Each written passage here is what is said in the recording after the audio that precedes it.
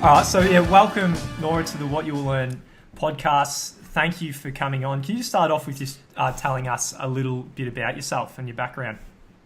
Yeah, so I'm fairly well known for my for my work in ancestral approaches to diet and health. Some call it a paleo diet, and sort of ketogenic, I guess, approaches to that. I've got a better than 20-year background, in clinical practice, working with the brain and also doing nutritional consultation, nutritional therapy. And I've, done a lot of other things in life too that have sort of contributed to my understanding of all this. I spent some time living in the high Arctic, near the North Pole with a family of wild wolves, almost a whole other podcast, but that gave me a perspective that started me down the path of thinking ancestrally and recognizing what I now recognize to be the central importance of dietary fat in human health, and also what made us human in the first place, which was what inspired me to write Primal Fat Burner. Yeah. And I guess a lot of you have probably also heard about some of my collaborations with a celebrity out your way, Pete Evans, and it was that book, Primal Body, Primal Mind, that got him started down that whole path, for better or worse. Yeah. For him. I understand it's generating a lot of controversy, but I think it's controversial because it's very threatening to a highly profitable status quo. Look forward to we'll get into we can get into some of that. Looking forward to that. Just quickly, how did so the paleo diet is based on how our bodies evolved through evolution. So can we just start off with talking a little bit about how we actually evolved? So when I first stumbled across the whole concept of ancestrally based diets, in other words, eating the way that our ancestors did, most of the information and data initially was based on indigenous people groups that had been observed and evaluated and all of that, and of course the work of Weston Price, which your viewers may or may not be familiar with. But do you need me to offer some background about him? A brief background, yeah. We read a lot in the book, but a brief background, yeah. Right. So he was president at one time of what was called the National Dental Association back in the 1920s, before it became the American Dental Association, which was entirely basically couched in the whole fluoride thing. But he was also, kind of an anthropologist and always had a fascination with indigenous people groups and their purportedly excellent health. He was noticing that the children of many of his longtime patients were showing up with dental problems he had not seen in the past, malocclusions, increased, oral, problems and disease, gingival diseases, that they seemed to have many more health problems and seemed to have other sorts of skeletal abnormalities. And he wondered whether these unusual changes were a result of the then, rapidly kind of industrializing food supply. And he thought back to the primitive peoples that he was so fascinated with and thought, hey, I wonder if the modernization of the food supply has anything to do with this. So he set out over 10 years and over 100,000 miles across the world during a time period where we had just developed air travel, and yet there were still a number of primitive and so-called primitive and traditional societies that were thriving still around the world, that were accessible. And he went and he, huge numbers of them. And he spent time among the Aborigines in Australia while they were still living on the land and doing their thing. And he went to South America, the South American jungles, and he went to the high Arctic, and he went to the Canadian North. He went to a remote area called the Lochental Valley in Switzerland. He went to some remote, Celtic islands, Outer Hebrides, where there were some traditional groups doing well. He just all of these cultures all over the world.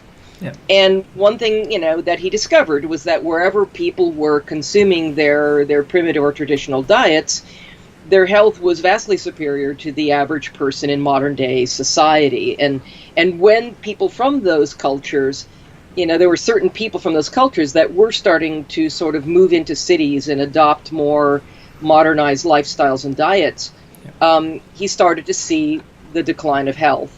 And he really started to see it, too, into subsequent generations of people, where they started having children with increased problems and things. Yeah. And so he wrote a textbook called Nutrition and Physical Degeneration as a result of this. And he took countless photographs, and he did exhaustive scientific analysis of the different diets he studied and whatever. And this textbook, this resulting textbook, was actually required reading in Harvard anthropology classes for quite a long time. Yep. So, I mean, it was quite rigorous, and it's not a light read. You go through this thing, and it's like, oh boy, your eyes bug out. Yeah. Primal Body, Primal Mind is tough. It's not tough, but it's detailed. Yeah. And he, there were two things that he found in common in the diets that he researched. And a lot of people came away from Weston Price's message and said, well, as long as you stick to food in its natural state, it's all good, right? Yeah. Jerf, right? Just eat real food. Yeah. Yeah. And that's the takeaway that a lot of people got from that. But I actually, in my new book, I kind of challenged that a little bit. And I say, well, there's another way of looking at this. That there were two things that were, even though the diets differed across the world in all of these different cultures, quite a bit. Lots of different types of ecosystems that people were living in and different kinds of foods that were available to them, but foods in their natural state, obviously. Yeah. There were two things that they all had in common. Number one, he searched the world looking for a real vegetarian or vegan culture. He really wanted to find one. He couldn't. He was quite disappointed about that. They just didn't exist. And so he was quite disappointed. In other words, every single culture that he studied that had excellent health consumed as many animal source foods as were available to them. Mm-hmm. The second thing that I found particularly interesting was in every single instance of every single culture society that he studied that had superb health, the single most important food in each and every one of those cultures, the one that seemed to be prized for its greatest health-promoting effects, was the food that was richest in fat and fat-soluble nutrients. Yeah. And we're talking animal fat and fat-soluble nutrients. And so that to me speaks to two very foundational elements. And if you go and you say, okay, well, there are all these different variables in all these different cultures, which cultural diet had the fewest moving parts that still met all the criteria for superb health, that he was able to demonstrate through his work. And it's kind of a no-brainer. It's the Inuit. Mm-hmm. Their diet was extremely limited to mostly meat and especially fat. And they had very little and in some cases negligible plant-based material in their diets at all. It was all basically meat and fat diet. And he found them to be among the most impressive of any culture that he studied in terms of their physical health, their endurance. They had excellent skeletal health and dentition. It was the one culture that had like zero cavities, where they were still eating their traditional diet. And he said they had extraordinary character. They were very happy people. They had exceptional dispositions, very stable emotionally. No depression, no weird mental illness. Just very happy. And in any case, I think that the foundational message in that for me is that we've distilled it down to what is most essential to human health, and from there, and most foundational, what we might consider, all the rest of it is nuance. All the rest of it is that as long as those foundations were intact in every culture, there's kind of an assumption that as long as something's natural, it's good for you. There's no rational basis for that assumption at all. And just because our ancestors ate something, is that a good enough reason for us to do the same? Was it optimal for them? Is it optimal for us? How would we know? And where I went to find those answers and what I covered quite a bit actually in Primal Body, Primal Mind, as well as Primal Fat Burner, is human longevity research, right? That can tell us what are the factors that seem to that can be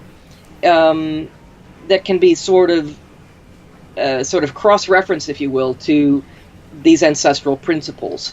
And again, I went for ancestral principles because it seemed to me that the kinds of foods that would have been available to us for the longest period of time throughout our history, that to which we would have most consistently consumed, would have absolutely helped establish our very physiological makeup, our nutritional requirements. So to me, it's the only rational starting place. But to me, it's only a starting place, which is why the subtitle of the book is Beyond the Paleo Diet for Total Health, Longer Life, right?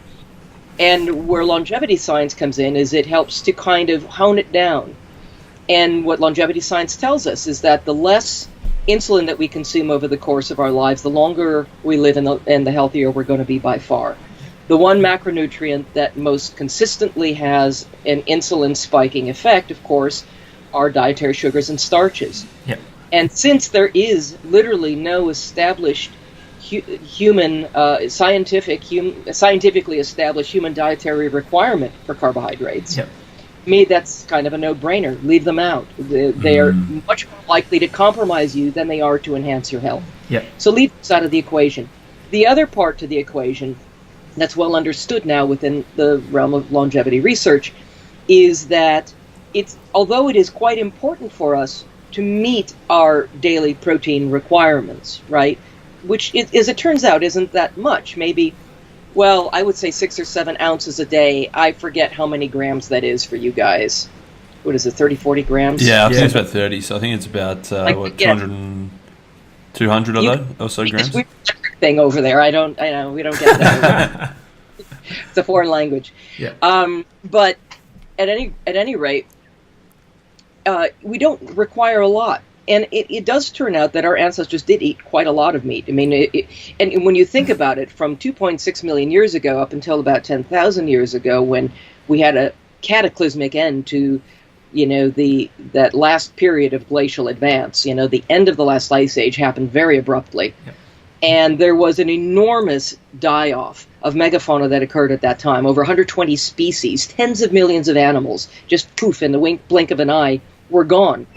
And these were animals that we had preferentially hunted for the entirety of our evolutionary history up to that point.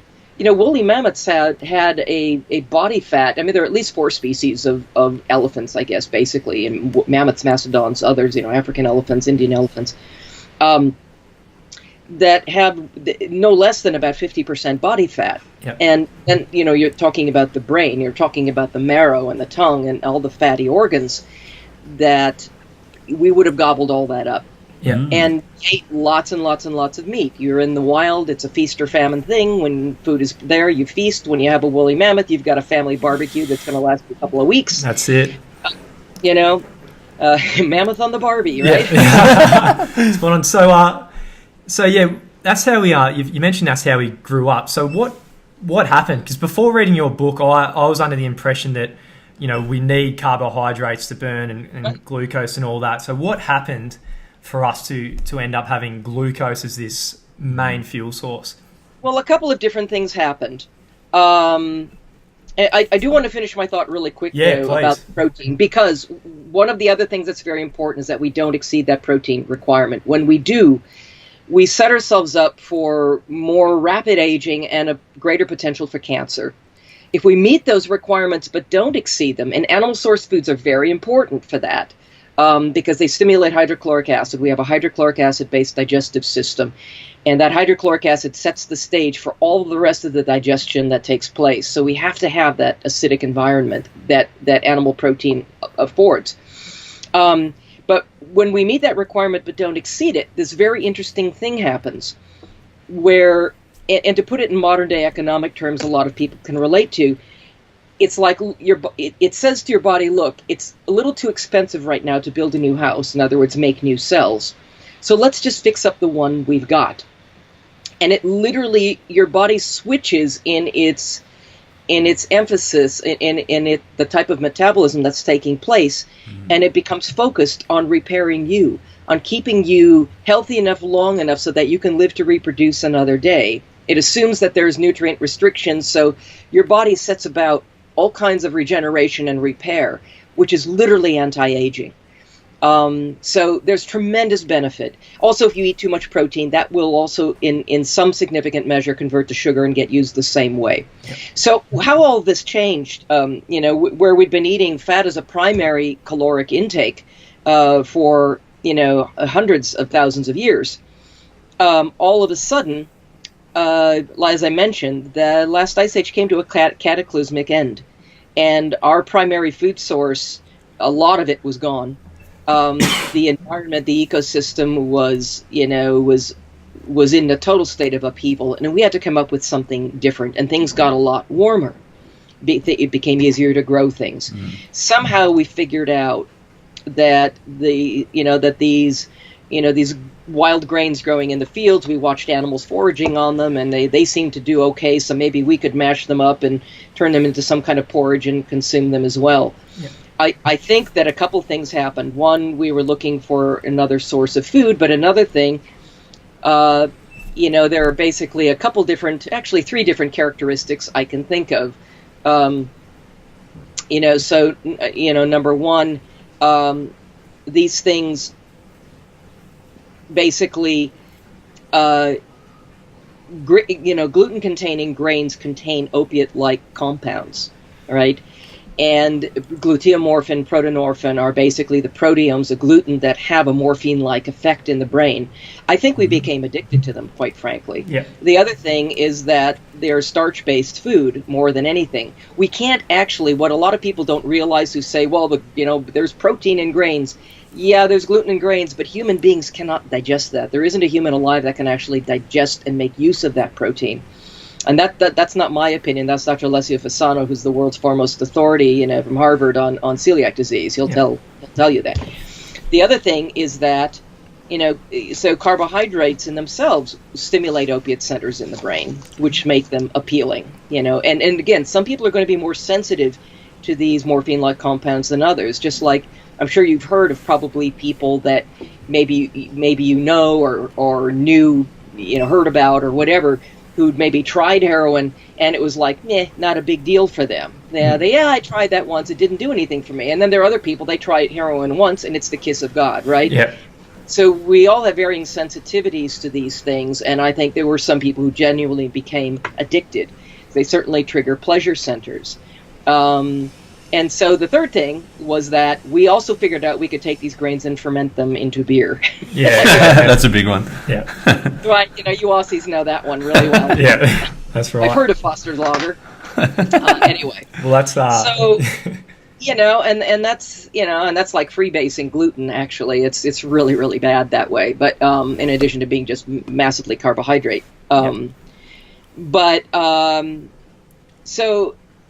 The other thing was that, it allowed us, because we were growing things, suddenly we're not nomadic anymore, and then we're sort of staying put in larger population centers. We had greater safety in numbers, but it was quite interesting, and I have an article about this right now on my blog, all about Otzi the Iceman, this post-agricultural, quasi-hunter-gatherer guy who, his last meal was bread and, had grains stuck in his teeth and stuff like that. Basically talked about what the impact was of agriculture on the earliest humans that adopted it. It wasn't good. We began for the first time to develop what we call now the diseases of Western civilization. And some of them were deficiency diseases, but also metabolic diseases. And it's also quite interesting to point out that even though people say, well, our hunter-gatherer ancestors, cavemen only lived like 40 years anyway, and all this kind of thing. Well, we literally lost half that life expectancy once we adopted agriculture. So, in fact, it wasn't until the 18th century that, for the first time, that we started living longer than about 25. Up to that. Wow. So, yeah. So, hey, maybe it wasn't, the primary cause of death in hunter-gatherer people groups is accident and infection. and also infant mortality, frankly. Yeah. We're talking about, when you compare their longevity and ours, you're basically comparing the relative hostility of our two environments now. But the infant mortality thing also factored in quite a bit, to that equation. So if you survived infancy and you managed to kind of skirt around things like accident and infection, you stood every chance of living as long and healthy life as as long a life anyway as anybody does today, but without the sort of the infirmary, without the diseases, the chronic and degenerative diseases so characteristic of our modern day populations. Yep. I mean, we're living to an average of something like 75 years, but not exactly in good health. We are able to keep people propped up longer. It kind of turns that into a weekend at Bernie's thing after a while. People, they're hooked up to oxygen tanks and sitting in wheelchairs, and 1 in 2 people, if you live to age 85, will have Alzheimer's disease. Mm-hmm. And there goes your quality of life and anything that could possibly make life worthwhile. And I have a close family member dying of Alzheimer's disease right now. This is an awful thing, and this is a modern day affliction. This is not something that just comes with old age. We have to look at what we're doing that is compromising our brains and nervous systems. Something else to point out, and grains have been definitely identified as a potential factor in the development of Alzheimer's. There's some autoimmune potential components. It's also called type 3 diabetes, which, as we know, is largely linked to excessive carbohydrate-based diets. And so one of the other really interesting things to point out, that in the last 10,000 years since we developed agriculture, we've lost just over 10% of our brain volume, actually just over 11% of our brain volume as a species. So evolution may not be moving quite in the direction we'd like, as evidenced by reality TV, right? And things like that's a good point. Tabloids and God knows what else, the DAA, I don't know. So, it's there are a lot of these, there are a lot of things that characterize our modern food supply that clearly are not serving us well. And one of the things that I put a very strong emphasis on, it's not all about macronutrients, right? Proteins, carbs, fats. That's an important consideration for sure. But the first thing that has to be brought to bear is an emphasis on food quality. In other words, the health of the meat, we're told that meat is bad and that animal fat is bad. That's been so soundly debunked now, it's ridiculous. We know actually here in the States that there was a big expose in the New York Times not very long ago, in fact. It wasn't even in time for my new book, which really bummed me out, because it was after the thing had already gone to print, and suddenly this thing comes out saying, oh, look at this big expose in the New York Times, where they found that the whole, animal fat, saturated fat and cholesterol theory of heart disease was actually fashioned by the sugar industry. It was that because the research at the time in the 60s was actually showing very, very, very, there was an abundance of research getting published showing the direct link between sugar consumption, excess carbohydrate consumption, and, rapidly increasing rates of obesity and heart disease. And the sugar industry could not have this stuff brought to light. So what they did was they paid Harvard researchers, they paid people to publish things that would point the finger instead to animal fats and as the culprit in heart disease, and and basically keep them out of the line of fire. And of course, whole policies, government policies, have been established around the world with this respect, and tens of millions of people have died as a result of that deception. And I think we all have reason to be pretty ticked off. Now, one of the reasons, too, that I think that carbohydrate-based diets now, which here in the States, I'm not exactly sure who over there is responsible for establishing your government guidelines, but here in the States, our government guidelines are established by the United States Department of Agriculture, Jeez. right? It's similar no here. conflict of interest there. Yeah. So we have the base of our food pyramid, right? Pyramids are tombs, folks. They just, so the base of the pyramid is all about complex carbohydrates, what I refer to as metabolic kindling. So your brown rice and your beans and your whole grains and your sweet potatoes and things like that, we're basically talking about the equivalent of twigs on your metabolic fire.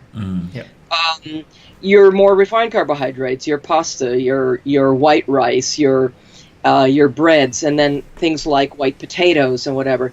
These are the equivalent of basically crumpled up paper on that metabolic fire. Yeah. And then beverages, and sorry to say beer, and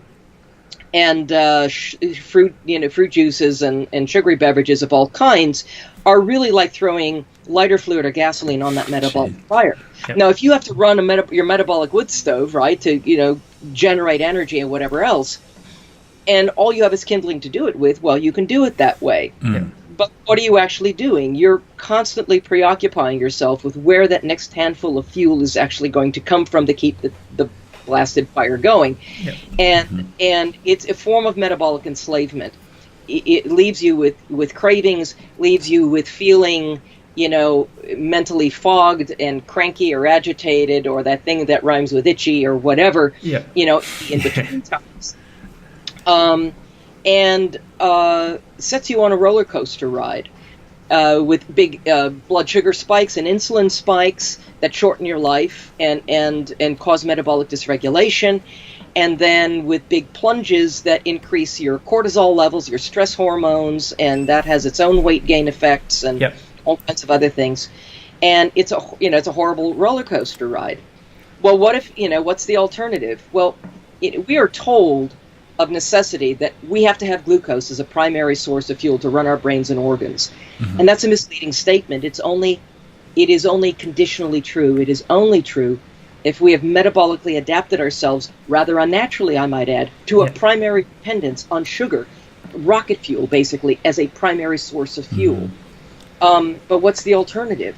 Well, what if you're to take a nice big fat log and throw that on the fire instead? The human body, and especially the human brain, is actually better equipped and better designed to run on fat than anything else. Even the thinnest person watching this has at least 100 to 150,000 kilocalories of fat on their bodies that they could be tapped into all the time as a source of fuel, even in the absence of regular meals. Doesn't it make sense that nature would have designed us in such a way to be able to think clearly and run normally without having to eat every 2 hours? So who's profiting from that other model? You have to think about, when you look at the animals that are actually designed to run on plant-based foods all day long, to eat carbohydrates all day long. So, cows and deer and sheep, and, sheep might be an apt analogy. Because, if you want to be fattened like livestock, then eat like livestock. Right? They raise to these animals to fatten them up for slaughter, so we can take a hint.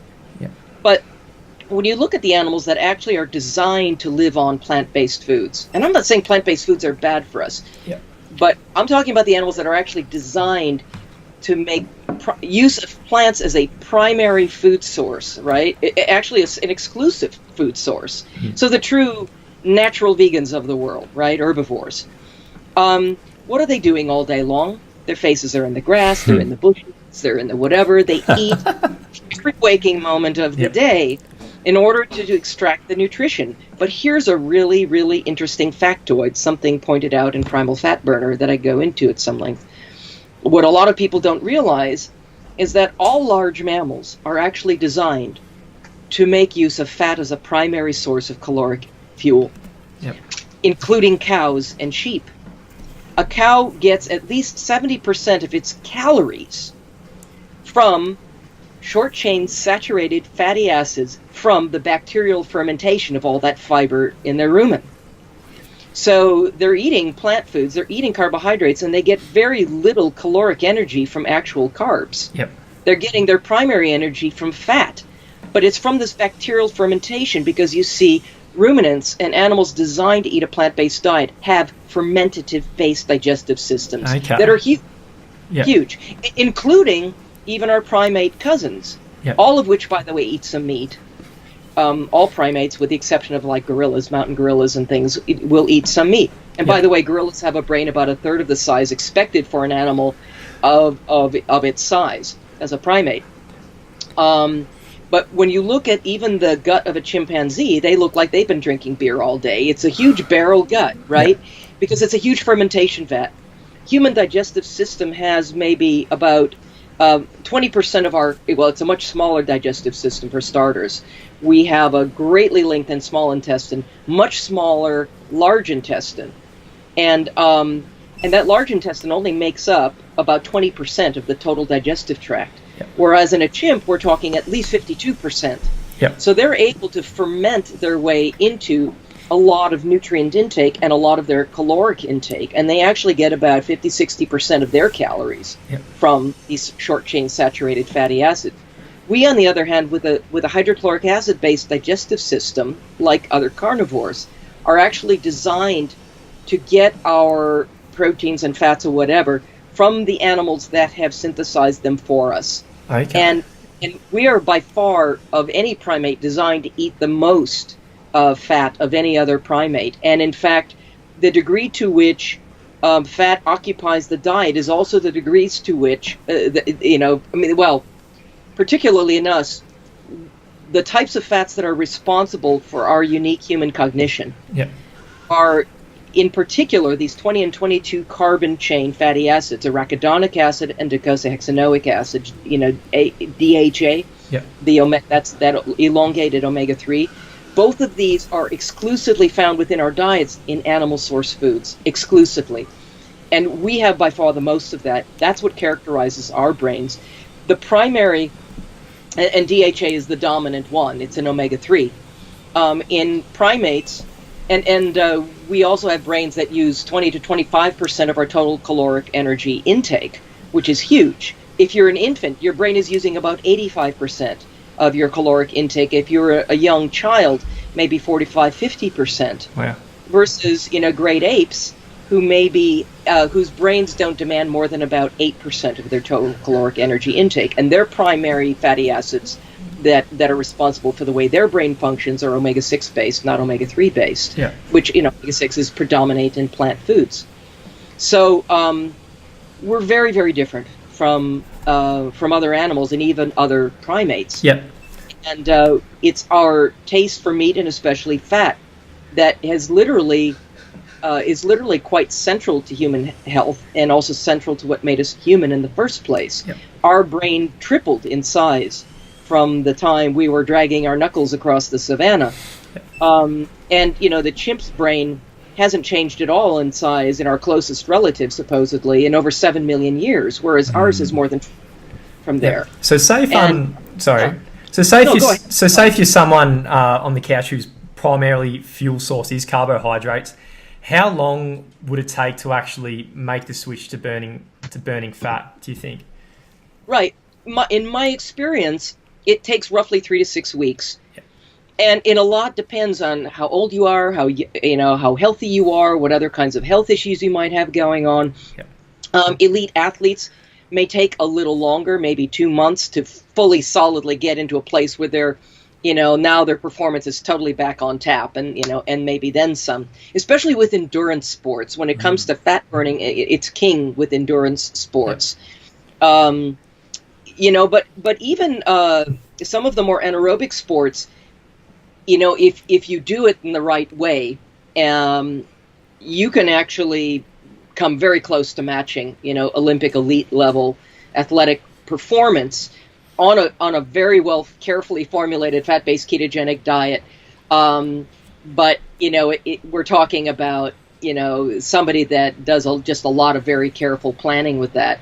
And some of these folks will enhance their performance using certain gels, like superstarch, which doesn't really affect insulin levels and that kind of a thing. That's slightly outside my pay grade, although I do talk in my new book about athleticism and how this applies to that. it will help you retain lean tissue mass better than a carbohydrate-based diet will. It will spare, your lean tissue mass better and even enhance it. And also maximizing things like glutathione production and things like that also help radically reduce inflammation and free radical activity that will slow, for instance, recovery and all that kind of thing. Yeah, nice. So using Adam's analogy of the slob on the couch who's eating his burger and having a beer, what are some easy first steps perhaps for making the change? Well, that the slob on the couch eating the burger and the beer, I mean, if he wants to take the bun and throw that in the wastebasket and just nosh on the patty, and hopefully it's a grass-fed patty. Yeah. And that's the thing, That's a good start. The health of the meat we eat and the health of the fat we eat, and I think I failed to make this point earlier, directly relates to the health of the animal that meat and fat came from. So not compromising food quality is first and foremost important. But what so many people have to decide is whether the pain of the problems associated with their health has started to exceed the pain of the solution. In other words, how motivated are they really to make a lasting difference in their health and well-being? For people that are motivated, it can be a pretty easy thing. I mean, and some people experience a little bit of difficulty. Some call it the ketogenic flu because you're in this sort of I call it kind of a state of metabolic purgatory for a period of a couple of weeks while your body is trying to switch over to its, you're switching over from rocket fuel to diesel, and there is some little changes in the engine that have to happen in order to fully accommodate that. Now, some people seem to, and this was true for me, it was a matter of just a few days. It was like nothing. I adapted very quickly. It was not a big deal for me, but it can be for some people. So what is that person miss? So if they're on the couch, they've probably they only know what they've experienced in the past. So what are they actually missing out on if they were moving to the fat diet? So how do you feel and just your general day-to-day well-being? So what you find, for instance, I haven't, it's actually almost evening, it's almost dinner time, and I actually haven't really eaten anything today. I've had a couple cups of herbal tea. I've just been very, very busy with some things. And, I take it back. I think this morning I had a handful of almonds. Yep. I just sort of grabbed them and just, But, I mean, and I'm fine. Yep. It's like, it'll be nice to have some dinner. But I'm not, like, craving stuff. Mm. I'm not having problems with brain fog or feeling agitated or grumpy or anything like that normally characterizes. You have to ask yourself, how do you feel if you don't eat for, say, 6 or 7 hours, right? How are you? How are you doing after that amount of time? Yeah. Do you feel any of those symptoms? Do you feel fatigued or grumpy or do you have a lot of cravings or do you have brain fog or all these other symptoms that are typically associated with that? And the other question to ask is once you've finally eaten, how do you feel then? Do you feel suddenly like energized and ready to take on the world and excited and whatever? Or do you feel like taking a nap? Yep. Well, if you've said yes to any of the above, you have a problem. This is not normal. Yep. This is what's called blood sugar problems, this glycemia, blood sugar dysregulation. Yep. And, you're like, well, how am I supposed to feel if I haven't eaten all day? Well, there's only one normal answer to that question, and that's hungry. Yep. And the only way you're supposed to feel once you've eaten is not hungry. Uh-huh. Everything else should be even. Nice. And if you experience anything different than that, it's not normal just because it's common. Yeah. Right? So, what people find when they adopt a fat-based ketogenic approach, number one, they find weight loss a heck of a lot easier. Weight normalization tends to just happen naturally without any effort at all. Because it turns out that you can burn fat by eating fat. You don't get good at burning fat by burning sugar all day long, any more than you get good at playing tennis by playing golf all day long or cricket, whatever the hell you guys do over there. Footy. Right. So right, soccer. And it's the same thing metabolically. That if your body is accustomed to relying on fat as a primary source of fuel, and that fat is coming in. And you're not complicating things, because when you eat fat and carbohydrates together, that's not good. Fat and sugar together. Fibrous vegetables and greens, fine. but sugar and starch and fat together, very bad combination. You combine the two, and it's like adding a lit fuse to a powder keg. Metabolically, you're much more likely to retain the fat, in places you'd rather not have it. Yep. And the sugar is going to be metabolically dysregulating by producing insulin and then sending you into cortisol and adrenaline spikes and whatever else. So you've got to kind of pick your primary fuel. You can't have both. So in other words, throwing butter and sour cream on that baked potato, not such a good idea. So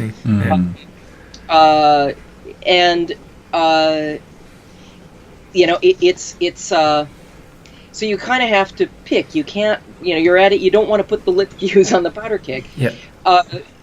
And the fact is that between fats and carbohydrates, it is possible to have a fatty acid deficiency. It is possible to have, say, an amino acid deficiency, a protein deficiency. But there is no one alive for whom there is any such thing as a carbohydrate deficiency. Yeah, nice. There is no such thing, as established by science. Yeah. And I don't consider dietary guidelines science. It's catering to food lobbies. And here's the other side to this.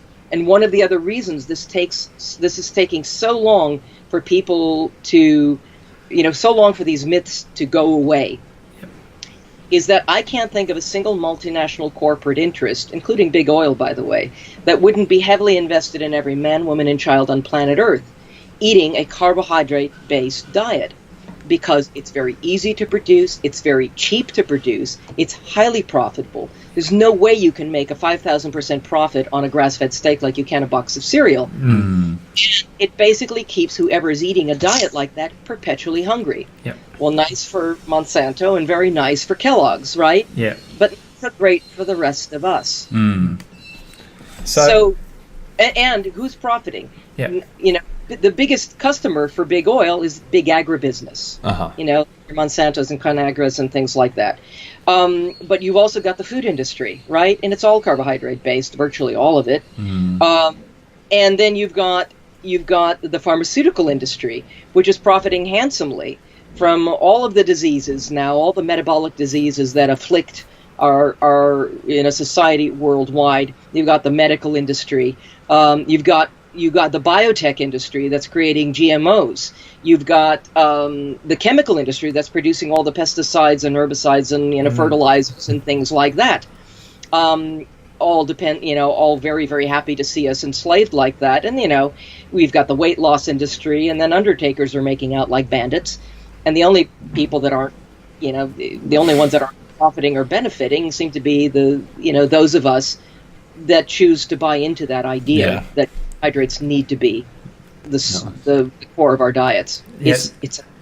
So for someone who's having a bowl of cereal for breakfast, what's a replacement instead? What should they be having instead? Well, I'm sure you guys have heard of bacon and eggs. We had it this morning. we called it the Nora breakfast. I spent a lot of time in Australia.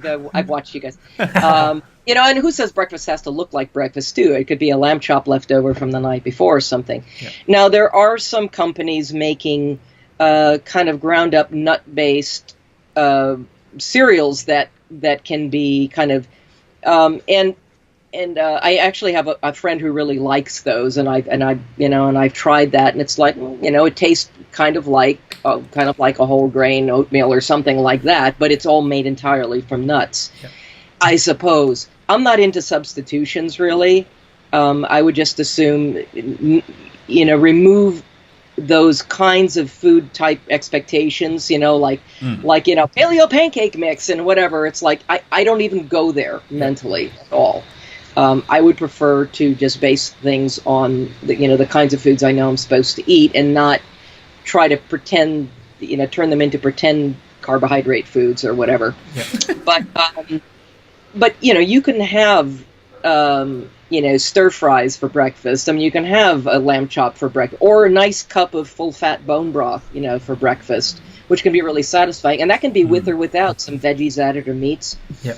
I mentioned the foundational diet as extrapolated by Weston Price's work, and mentioned that the rest that we add to that being nuance, and how many cultures, ate of a wider variety of foods and that also seemed to do well. I think as long as the foundations were intact for them, they were able to compensate for other things that may have been in their diet that may have been less optimal for them, like, say, starchy carbohydrates or, sugars and things like that from honey or, fruit or whatever. Yep. I think that we've got a lot less wiggle room than they had. We're a much compromised people group. We don't have the wiggle room of our prehistoric ancestors, much less our great-grandparents or grandparents or even parents for that matter. Right now, we're dying of metabolic diseases. Children being born today are developing metabolic diseases 33% faster than their parents. 30 is the new 45. Number one cause of bankruptcy in the United States right now is a bad diagnosis. Wow. So, we can't, and we just can't trifle with these issues. That, I don't care who's paying for it. If you have a government system that's paying for so-called healthcare, it's not healthcare, it's disease management. The fourth leading cause of death in the world right now is medical mismanagement. 330,000 people throughout the United States and Europe every year that die from properly prescribed medications. Wow. I'm not even talking about drugs or anything else. Yeah. From the side effects of these medications or the effects they have on a person that were unintended. Yeah. We don't want to get sucked into that vortex. I don't care if you're a Fortune 500 executive or if you're slinging burgers at McDonald's. Nobody can afford a bad diagnosis. And I don't care who pays for it. It's a corrupt system that is rewarded for its volume of service and not its quality of care or outcome. So it's really kind of up to us, really, to make the choices that are going to be necessary to improve our health and well-being. Yep. And really, we're the ones that we've been waiting for in that regard. Yeah.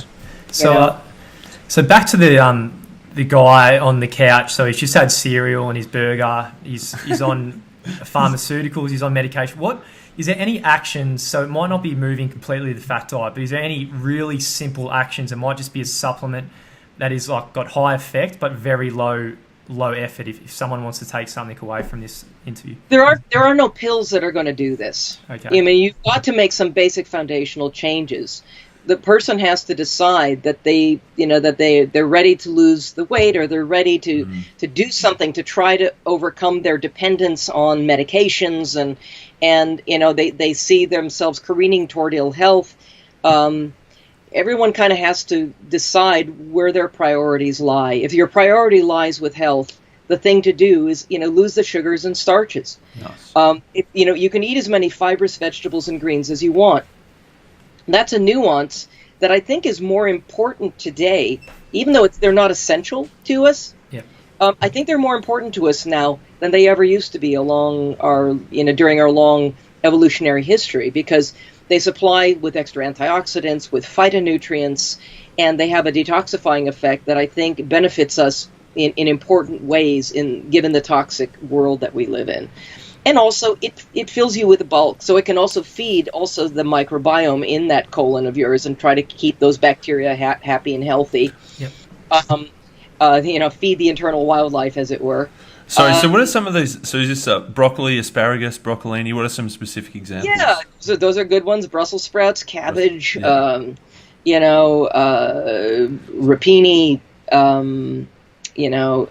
So go hard on those. Have as much as we want. Yeah. All the different greens, kale and chard and all the different lettuces and sprouts, which are, by the way, really inexpensive to grow yourself and easy in anybody's home.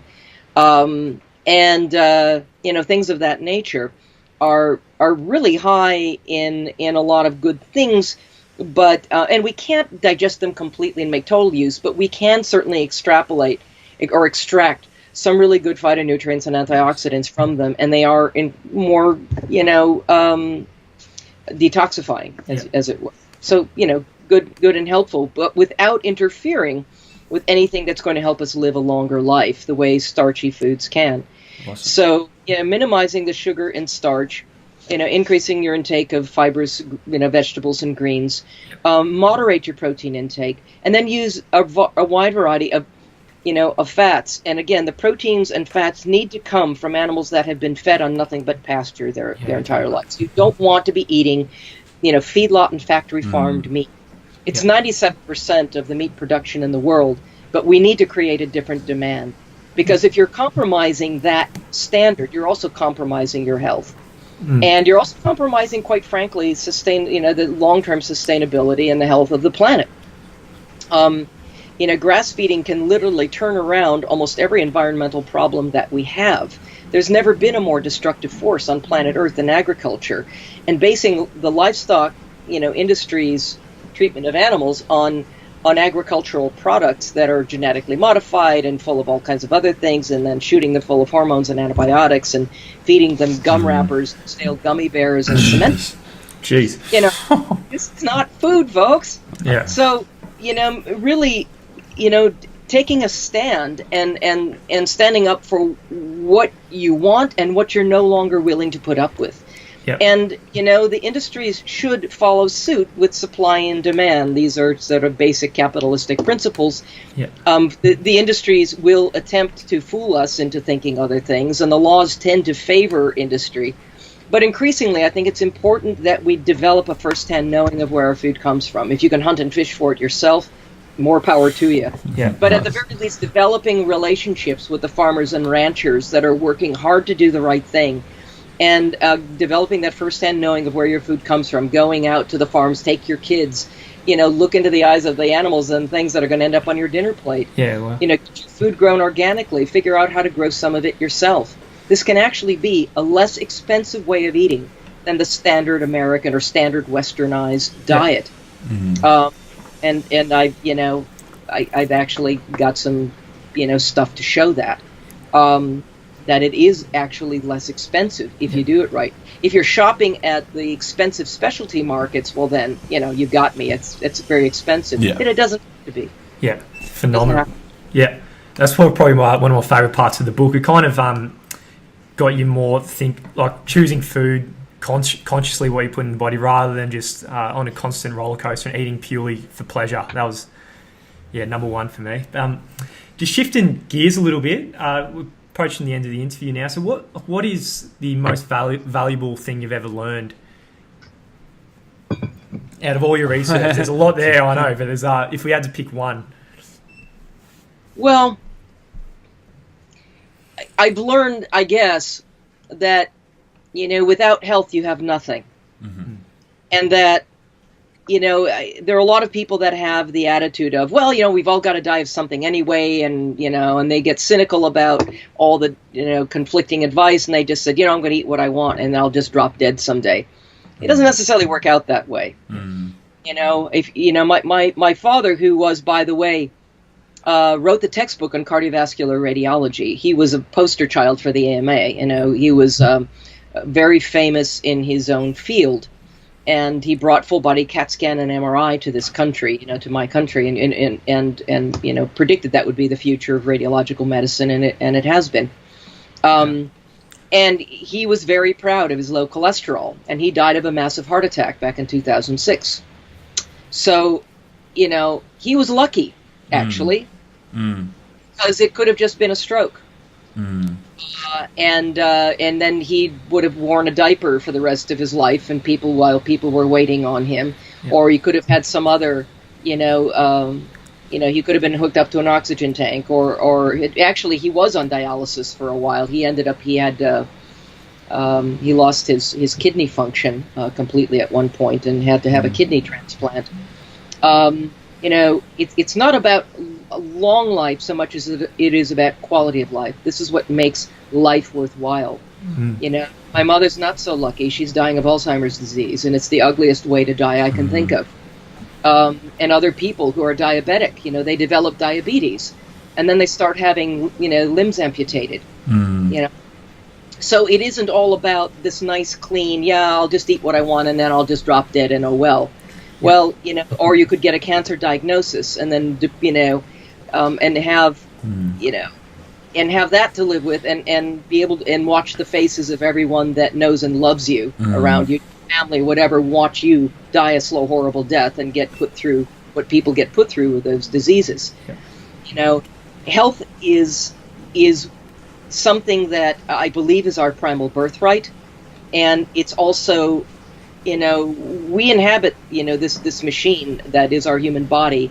It makes sense that we should know something about it. That's why I wrote Primal Body, Primal Mind. I wanted people to have a manual so they could kind of understand and maybe connect some of the same dots I had along the way. Yep. To be able to know how their body works and how all this stuff fits together in a way that just you instinctively understand. You walk into the store and you know what to buy and what not to buy. It's, so that you're not dependent on me or anybody else or hopefully any medications or anything you don't need to be in order to be optimally healthy, or at least have some semblance of health in today's very challenging and toxic world. So health needs to be everybody's number one priority. Yeah, fantastic. Thank you so much for sharing. I think that's a good place to leave us on. And an amazing book. 8 hours if you've got it, but yeah. You obviously know your stuff, and you're obviously very passionate. So thanks so much for sharing today. And we definitely recommend everyone grab a copy of Primal Body, Primal Mind. And where else can people find you online? Yeah, so you can find me at primalbody-primalmind.com. I also highly recommend you go to primalfatburner.com. Fantastic. I also have an educational program that I've just launched. It's called Primal Power 52, and it's a weekly ongoing educational program. If you're a nutritional therapy practitioner, you actually qualify for CEUs taking the course. And it's just, 30, 40 minutes a week for the most part. I think the last one I filmed, or the last one I recorded was like an hour. It's like, whoops. But needless to say, I tend to over-deliver. So there's a lot of rich information. But if you want to make the most of everything you learn from my material, that's the place to do it. Because the original manuscript for this book was 300,000 words and 3,000 peer-reviewed references. Oh, wow. And 9/10 of those references got trashed by the publisher. Not trashed. I got them. They haven't been thrown away. Yeah. But it's like I have so much more information to share than I've been able to put in my books. Yeah. And Primal Power 52 is the place to find all of that, to get detailed answers to things you're not likely to find anywhere else, really. Yeah. So primalpower52.com is another place to go. Yeah. So there we have it. Fantastic. Thanks so much. Thanks for spreading this message, and keep going with the journey and improving everyone's health.